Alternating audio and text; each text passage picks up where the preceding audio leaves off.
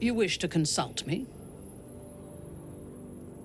I was the Absolute's dagger. I remember every throat that it held me to, and every drop of blood it forced me to spill. I take no responsibility for the lives I took. I did nothing in the Absolute's name. I was merely a weapon that it wielded.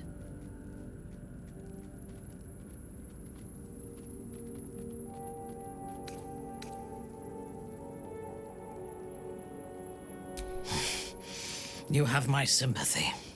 The tadpole, the Absolute, they work together like a drug. I did not feel I was compelled to act against my will. I felt ecstatic to serve. Every action seemed a deliberate choice, the best choice, even though I could no more have resisted its commands than flesh can resist decay. Even rational minds like ours cannot reject such a powerful influence. The Absolute can make the impossible seem inevitable. I fought at his side once, shortly after my conversion. Before the battle, he was everything a general should be. A charismatic leader with a brilliant strategic mind. And when the fighting began, he led his troops from the front and cut through the enemy like a scythe through stalks. Blows and arrows rained down on him, and before long, his face was a mask of blood. But he did not fall. He did not even falter. When we won the day, Ketheric's armor was bent and shattered, but his flesh was unmarked. I have lived long enough to know that few things are impossible in this world. Ketheric's power is a rare thing, though. I have never seen its like. The necromancer Balthazar is Ketheric's chief advisor. One who has mastery over the dead may well be able to help the living cheated. He is usually in his laboratory, elbow deep in offal, or clinging to his master's side.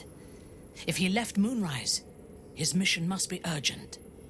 We should ransack his chambers and see what secrets he keeps for the great general.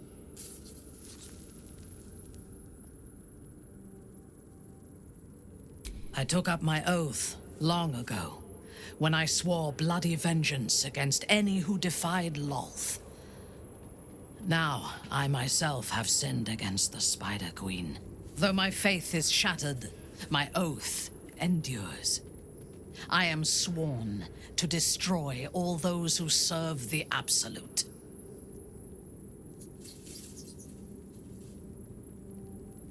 When I have had my vengeance on the cult, I do not know if my oath will still hold. I do know that when I take the Absolute's power, I will not lose control of it as our enemies have. I will harness it to create a more perfect world. Any who object to the laws of that world will have no place in it, of course, and I will gladly eradicate them. A disparate collection of vagabonds and strays. Did you have anyone particular in mind?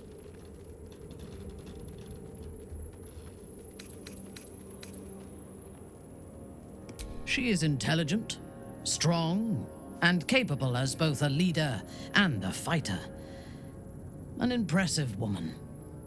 It is a shame that she devotes all of her talents and experience to the futile cause of the Harpers. Their devotion to preserving balance is pathetic.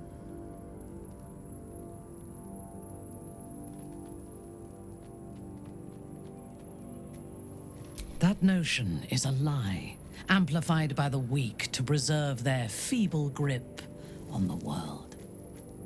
There are organizations like the Harpers in every realm and every culture. I despise all of them.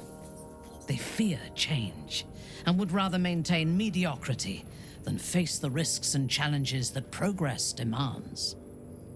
I would rather break the world and build it anew than be satisfied with its imperfections.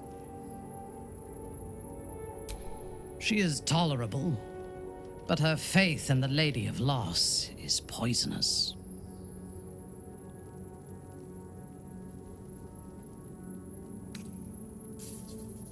The Night Singer has some admirable qualities, far more than her insipid sister, but her followers are repressed. Take the child Shadowheart. She does not even know who she is, but still manages to pity herself. The very concept of Sharan worship is self-indulgent. They would have you think every whispered word and hidden thought is of value, but it is not so. I have performed 1,000 interrogations, squeezing out the most guarded secrets held in heart, mind, and soul. I can tell you this. When the trivial parts have been whittled away and I have sifted through what remains, in most cases, a person amounts to nothing at all. He's been deprived of freedom and strong blood for so long that he is addicted to both. While those addictions have their hold on him, he is still a slave.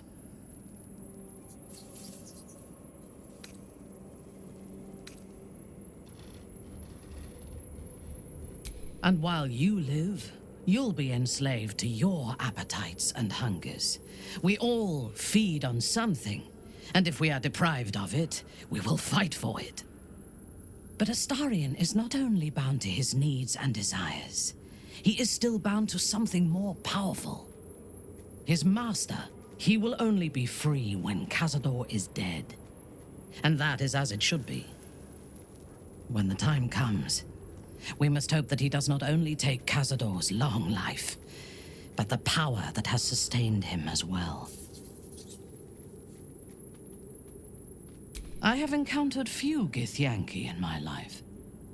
Those that I did were raiders. They croaked out pleas for mercy in their alien tongue as they died.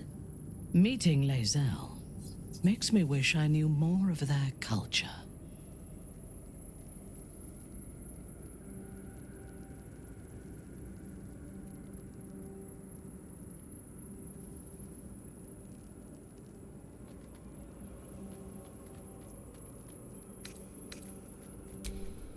I think I am beginning to.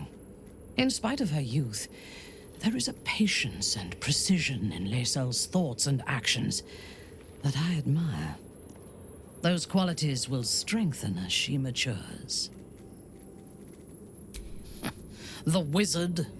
No.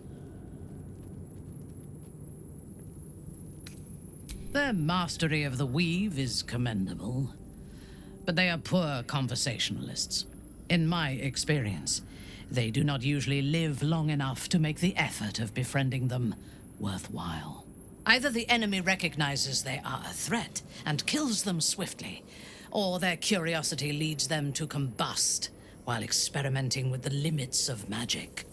Our wizard is already in a state of suspended combustion, thanks to that orb between his ribs.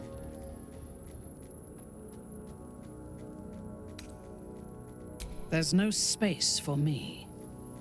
I suggest you make one. Then let us go forth and conquer. Or something to that effect.